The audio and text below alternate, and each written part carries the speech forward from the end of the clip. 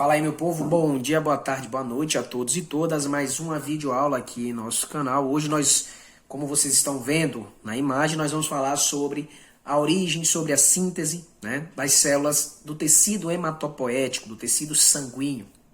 Importante tecido de transporte, de excreção, de distribuição de células e nutrientes e gases, para o nosso organismo, para todas as células do nosso organismo. Como nós vemos na imagem, nós dividimos essa síntese, essa origem das células sanguíneas em vários momentos, desde o momento inicial, mais primitivo, por meio das células tronco, as células pluripotentes, as células que dão origem a todas as outras células do nosso organismo.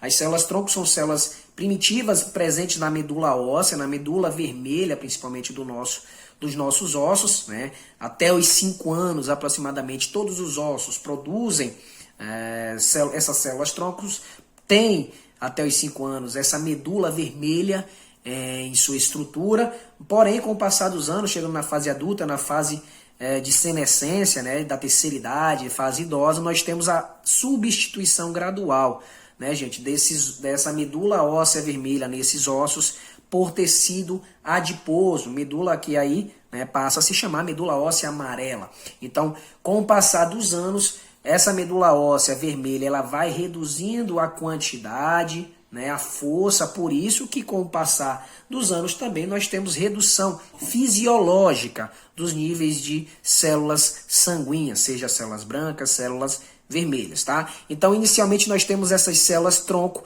que, a depender dos estímulos sofridos por ela lá na medula óssea, eu vou dar origem a duas outras linhagens progenitoras, que aqui nós temos a CFU linfóide, ou seja, unidade formadora de colônia linfóide, e se vier um outro estímulo para que essas células tronco se diferenciem, nós vamos ter a produção de uma outra linhagem chamada unidade formadora de colônia mieloide, tá? Do lado de cá, gente, nós temos a unidade formadora de colônia linfóide, como o próprio nome diz, ele vai produzir linfócitos, vai produzir uma linhagem de células do sistema imunológico adaptativo, que são os linfócitos T e os linfócitos B. Uma observação que nós temos aqui os linfócitos T, o pré-linfócitos T, que são produzidos pela medula óssea, são liberados na circulação e vão sofrer maturação aonde, gente? Em órgãos linfóides. Neste caso, por exemplo, nós vamos ter o timo como local central de maturação desses linfócitos T. Ao contrário dos linfócitos T, os linfócitos B elas sofrem essa maturação na própria medula, na medula óssea.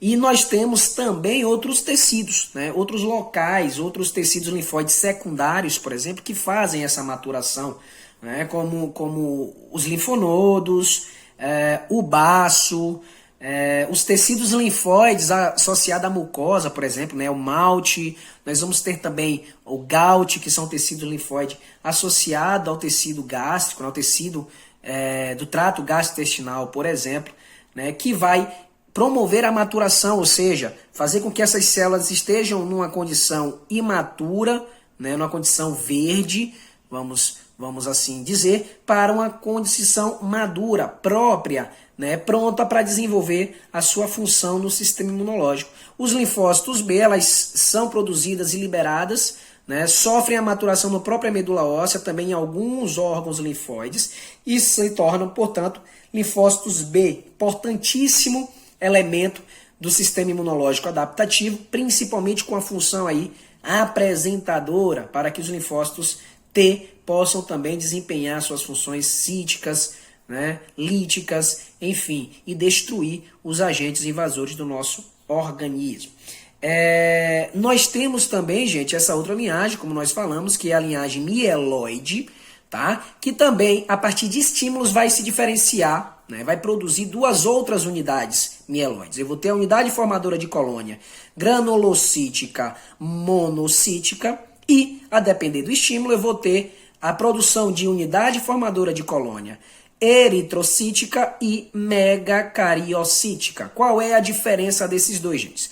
Quando essa linhagem mieloide ela sofre um estímulo específico para a produção dessa unidade formadora de colônia granulocítica monocítica, nós vamos produzir o quê? O que é que nós vamos aumentar de produção na medula óssea e, consequentemente, aumentar a concentração no sangue? Dos granulócitos e dos monócitos. Como o próprio nome diz, unidade formadora de colônia granulocítica monocítica, ou seja, eu vou ter vários mieloblastos liberados que vão sofrer maturação para formar os granulócitos, também chamados de polimorfonucleares, ou seja, são estruturas que apresentam vários núcleos desse seu citossol, como a própria imagem aqui nos mostra. Quais são esses, gente? Nós temos principalmente os neutrófilos, né? Os eosinófilos e os basófilos, que nós já conhecemos, que nós vemos e percebemos em alguns exames de sangue solicitados para análise clínica dos pacientes, né? E que cada um desses aqui vai ter uma função específica. Né? Então, por exemplo, se eu observo no exame de sangue uma neutrofilia, né? Ou seja, neutrófilos acima do normal, isso já me indica ali um quadro de infecção bacteriana, de infecção fúngica, um quadro inflamatório causado por esse agente patológicos. Se eu tenho, por exemplo, basófilos em evidência, uma basofilia, eu vou ter inflamação ali prolongada, um quadro de inflamação mais longo, né, de maior tempo.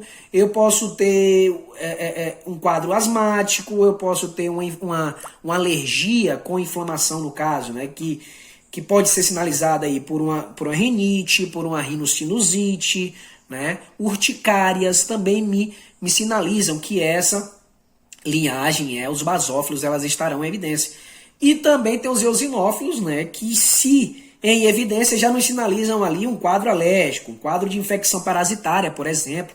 Né, indivíduos, crianças, é muito comum em crianças que moram em condições, né, nos bolsões de pobreza no nosso país, em condições de desigualdade, em falta de saneamento básico, de condições básicas de vida, ter eosinofilia por infecções parasitárias, né, parasitas que alojam principalmente no trato gastrointestinal desses indivíduos, decorrente da baixa qualidade, né, do consumo de água e de alimentos dessas pessoas. Então, nós temos essa linhagem produzida a partir de estímulos, né, pela colônia, unidade formadora de colônia granulocítica e monocítica, e eu vou ter também a síntese de monoblastos para gerar lá no final, quando madura, gente, monócitos e macrófagos. Lembremos que os macrófagos, eles são aquelas células do combate inicial. Você tem uma grande quantidade de macrófagos residuais nos tecidos, já esperando, né, a chance, a oportunidade de atacar aquele invasor. Lembrando que os monócitos, eles são a forma inativa dos macrófagos. Tá? Os monócitos, eles são convertidos em macrófagos quando esse é ativado, quando esse é requisitado, vamos assim dizer, para um combate a qualquer que seja o agente invasor. Beleza? E na parte de cá, gente, na formação, na unidade formadora de colônia eritrocitária e megacariocitária, ou eritrocítica e megacariocítica, nós vamos ter o estímulo para a produção de eritroblastos, né, que vai dar origem final às hemácias, passando pelos reticulócitos, beleza? E nós vamos ter também a parte de baixo, a produção de megacariócitos, que nada mais são do que células grandes, né, com núcleos grandes, com vários núcleos também dentro do seu citossol, e que a ruptura dessa célula vai produzir as plaquetas que nós conhecemos, né, como importante agente inicial do combate ao sangramento, está ali envolvida no processo inicial de cicatrização. Gente, o que é que estimula? Né? Nós temos, obviamente, para a síntese desses elementos, estimuladores, substâncias que vão estimular. Nós temos principalmente, né, as interleucinas, que nós já conversamos, mas vamos abordar mais à frente, que são citocinas que participam do processo inflamatório, sejam elas pró-inflamatórias ou anti-inflamatórias, e também os fatores de crescimento, né, os chamados CSFs, né, em inglês, fator de crescimento celular. Esqueci agora. De colônia, desculpa. Fatores e estimuladores de colônia, que são justamente essas colônias que nós tanto falamos aqui, ó, unidade formadora de colônia, unidade formadora de colônia, enfim, que vão dar origem às outras linhagens celulares. E aí nós temos, por exemplo, a eritropoetina. A eritropoetina, que é um hormônio, né, produzido pelas células tubulares dos rins, os túbulos proximais do nosso rim, ela produz essa eritropoetina, principalmente, gente, em condições de hipóxia ou anóxia, ou seja, o meu organismo percebeu que eu não tenho oxigênio sendo distribuído pelos tecidos, logo ele imagina que o problema é o quê? Falta de eritrócitos, de hemácias, que são responsáveis por levar esse oxigênio. Então, o rim automaticamente ele aumenta a produção de eritropoetina, joga na circulação sanguínea para que essa eritropoetina haja na medula óssea, estimulando a produção da linhagem eritroblástica, né, dos reticulócitos e, consequentemente, das hemácias. E nós temos também os fatores estimuladores de colônia GM, que são outros importantes estimuladores que vão produzir os macrófagos, né, são produzidos pelos macrófagos, pelos fibroblastos, né, por células endoteliais, de onde está partindo essa resposta inflamatória. Então eu tenho inflamação, eu tenho uma resposta inflamatória, e nesses locais eu vou ter essas células que vão estimular a produção desses fatores de crescimento, né, esses fatores estimuladores de colônia para a produção dessas células sanguíneas. Beleza? Então, para finalizar, nós entendemos que as plaquetas, que os granulócitos, que os linfócitos, que todas as células do meu organismo, as células sanguíneas, elas apresentam meias-vida, né? Elas apresentam um tempo de normalidade na corrente sanguínea, e que a partir daquele momento eu vou ter uma redução drástica, se não for reposta. Então, por exemplo, as plaquetas, elas têm uma meia-vida de aproximadamente 6, 7 a 10 dias, né? Isso significa que nesse período 50% do que foi produzido já vai ter, né, sido excluído, retirado da circulação, né? Os granulócitos, como nós falamos, os neutrófilos, os eosinófilos, os basófilos, elas apresentam uma meia-vida muito rápida, de aproximadamente 6 a 8 horas, né? E os linfócitos, que são essas células de defesa do sistema imunológico adaptativo, elas apresentam um tempo muito maior de meia-vida, aproximadamente aí meses, e podendo chegar também a anos, tá? Então, essa aula foi a primeira parte desse tema, né, de hematologia. Nós vamos continuar com a eritropoiese, nós vamos continuar com algumas aulas sobre anemias e assim por diante. Então, se curtiu o nosso vídeo, comente, compartilhe com a galera, ative o sininho aí, se inscreva e vamos divulgar ao máximo o nosso material, nosso conteúdo, né, para os nossos companheiros, colegas de profissão e também para a população de uma forma geral. Beleza? Muito obrigado, gente. Um bom dia. Até mais.